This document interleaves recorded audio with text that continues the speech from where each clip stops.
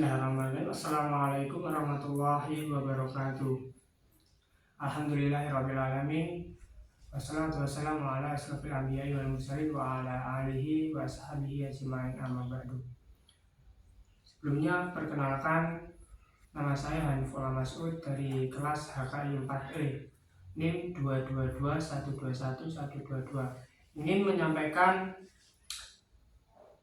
tentang tafsir Surat Al-Mumtahanah ayat 8-9, Surat Al-An'am ayat 82, Surat Al-Hajj ayat 37, yang terakhir Surat An-Nisa ayat 137-138.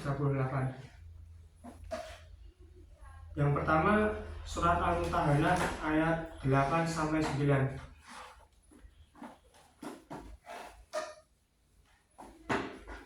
A'udzu billahi minasy syaithanir rajim. Bismillahirrahmanirrahim. La yanhakumullahu 'anil ladzina lam yuqatilukum fid dini wa lam yukhrijukum min diyarikum an tabarruhum wa tuqsitu ilaihim innallaha yuhibbul muqsitin.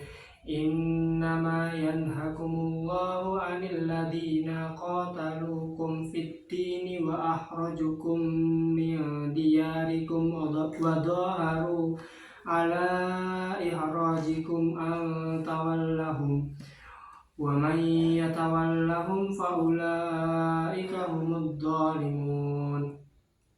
Artinya, Allah tidak melarang kamu berbuat baik dan berlaku adil terhadap orang-orang yang tidak memerangimu dalam urusan agama dan tidak mengusir kamu dari kampung halamanmu. Sesungguhnya Allah mencintai orang-orang yang berlaku adil. Quran Surat Al-Mumtahanah ayat 8.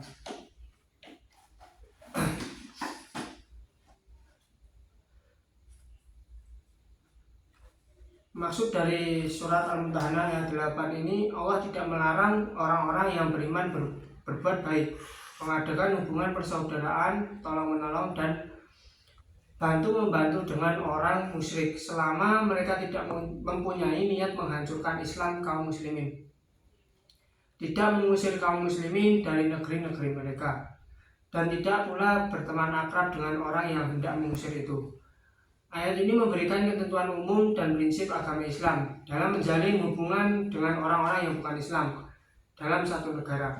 Kaum muslimin diwajibkan bersikap baik dan bergaul dengan orang-orang kafir.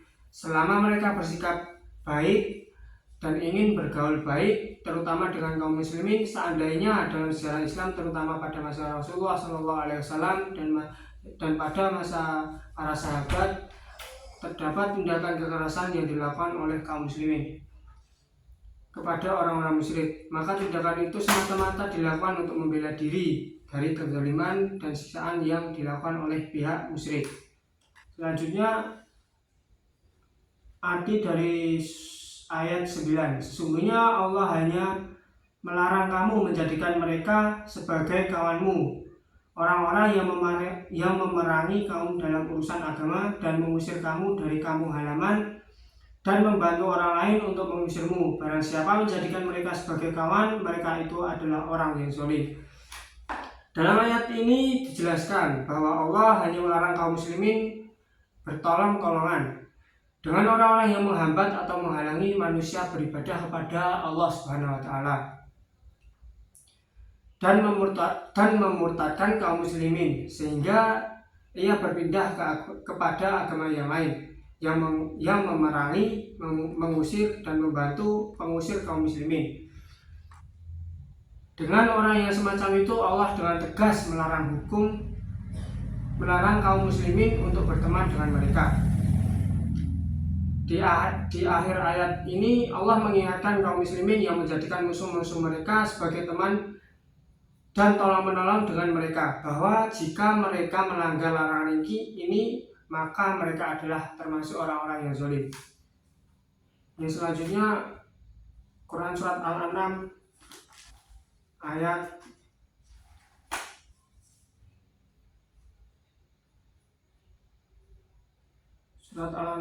82. A'udzu billahi minasyaitonir rajim. Bismillahirrahmanirrahim. Alladzina amanu wa lam yalbisu imanahum bidzulmin ulaika lahumul amnu wa hum muhtadun. Artinya orang-orang yang beriman dan tidak mencampur adukan iman mereka dengan syirik, mereka itulah orang-orang yang mendapat rasa aman dan mereka mendapat petunjuk.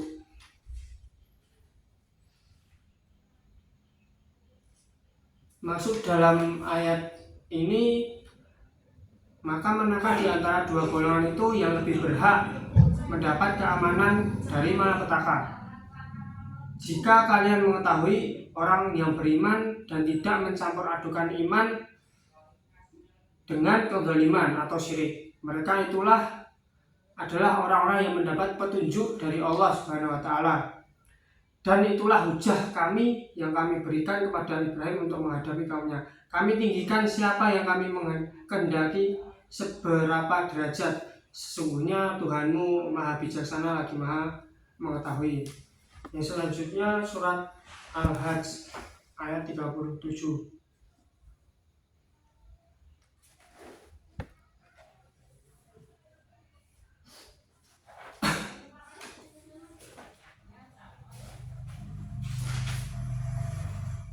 A'udzu billahi minasyaitonir rajim. Bismillahirrahmanirrahim. La yanalallahu luhumuha wala dima'uha walakin yanaluhut taqwa minkum. Kadzalika sahharaha lakum litukabbirullaha ala ma hadakum wa basyiril muhsinin. Artinya, daging atau hewan kurban dan darahnya itu sesekali tidak akan sampai kepada Allah, tetapi yang sampai kepadanya adalah ketakwaan kamu. Demikianlah Dia menundukkannya untukmu, agar kamu mengagungkan Allah atas petunjuk yang Dia berikan kepadamu. Dan sampaikanlah kabar gembira kepada orang-orang yang berbuat baik.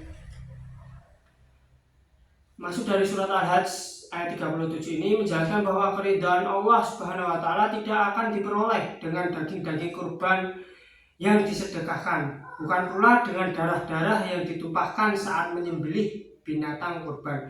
Hal tersebut disampaikan kepada Allah Subhanahu wa taala berupa amal-amal saleh yang dilakukan dengan ikhlas. Orang-orang yang berkurban dengan menyembelih binatang kurban tidak akan memperoleh keridhaan Allah kecuali apabila ia melakukan dengan niat yang baik dan dengan keikhlasan yang sempurna. Orang-orang jahiliyah melumuri rumah-rumahnya dengan darah binatang kurban. Demikian pula Allah Subhanahu wa taala memudahkan hambanya untuk menundukkan binatang unta dengan mudah. Binatang yang jauh lebih besar dan lebih kuat daripada seseorang dapat mengikat kakinya ketika menyembelih.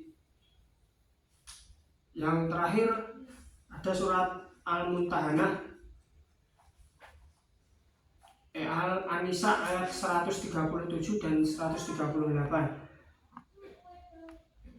A'udzu billahi minasyaitonir rajim. Bismillahirrahmanirrahim. Innal ladzina amanu summa kafaru summa amanu summa kafaru summa asdadu kufran lam yakunillahu liyaghfira lahum wa la liyahdiyahum sabila. Basyiril munafiqina bi anna lahum adzaban alima. Artinya, sesungguhnya orang-orang yang beriman lalu kafir, kemudian beriman lagi, kemudian kafir lagi, lalu bertambah kekafirannya, maka Allah tidak akan mengampuni mereka dan tidak pula menunjukkan kepada mereka jalan yang lurus. Ada sebuah cerita, ada sekelompok orang yang telah menyatakan dirinya beriman, kemudian berbalik lagi menjadi kafir, sesudah itu beriman kembali, lalu berbalik lagi menjadi kafir, dan akhirnya mereka bertambah-tambah kekafirannya hingga saat ajal mereka tiba. Orang-orang yang serupa itu sedikit pun tidak akan mendapat ampunan dari Allah Subhanahu wa taala dan tidak akan mendapat bimbingan, petunjuk. Mereka selalu dalam keadaan bimbang dan ragu.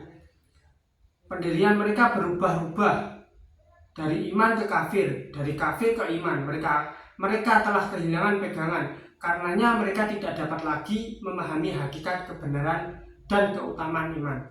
Oleh sebab itu, sesuai dengan ketentuan Allah, orang yang hatinya bimbang dan ragu tidak akan mendapat petunjuk ke jalan yang benar. Maka sudah sepantasnya lah apabila mereka jauh dari rahmat Allah, apalagi untuk mendapatkan ampunannya, karena jiwa mereka telah ditutupi kekafiran sehingga tidak lagi dapat melihat cahaya kebenarannya. Arti dari ayat 138, kabarkanlah kepada orang-orang yang munafik bahwa mereka akan mendapat siksaan yang pedih.